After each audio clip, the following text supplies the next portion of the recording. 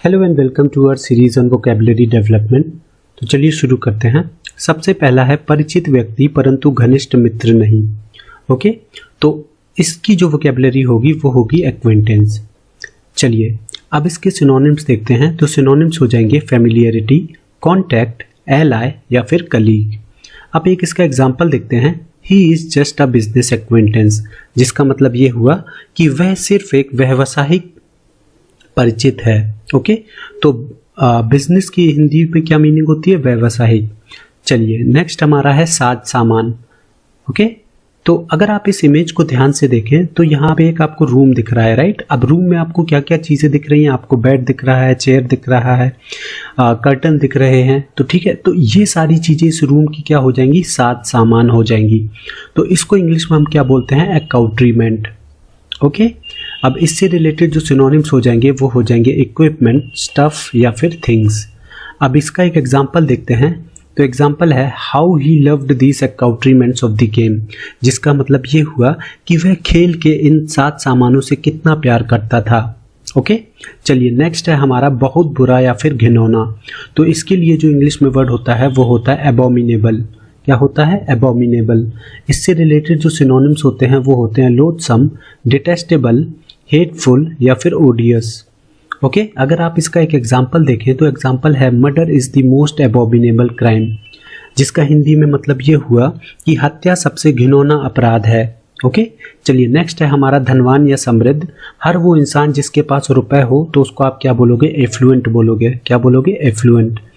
अब इससे रिलेटेड जो सिनोनिम्स हो जाएंगे वो हो जाएंगे वेल्दी, रिच, प्रॉस्पेरस या फिर ऑपुलेंट। ओके, अगर आप एग्जांपल देखें तो इसका एग्जांपल है private jets are owned by affluent people, जिसका हिंदी में मतलब हुआ कि निजी जेट्स को का जो आप बोल सकते हो कि अमीर लोगों के स्वामित्व में हैं। ठीक है, तो private jets are owned by affluent people. Next है हमारा मिलनसार, प्रियभाषी या फिर सुशील।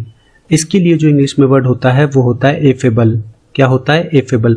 वो इंसान जो बहुत ही मिलनसार होता है, ठीक है, और बहुत ही आप बोल सकते हो कि विनम्रता से आपसे बात करता है, तो उसके लिए आप एफेबल यूज करोगे।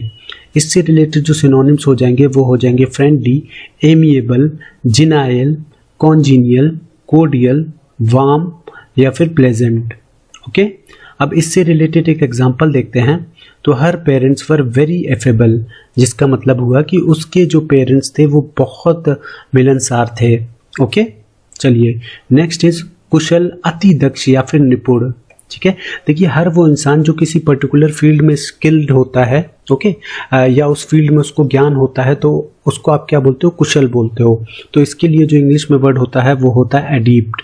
ओके, अगर आप इस इमेज को देखें तो ये जो बंदा है, ओके, जो कार रिपेयरिंग का काम कर रहा है, तो इसको आप क्या बोलोगे कि ये एडिप्ट है कार रिपेयरिंग में या ऑटोमोबाइल रिपेयरिंग में। तो यही मैंने लास्ट में एक एग्जांपल भी लिया है कि he is very adept in automobile repairing.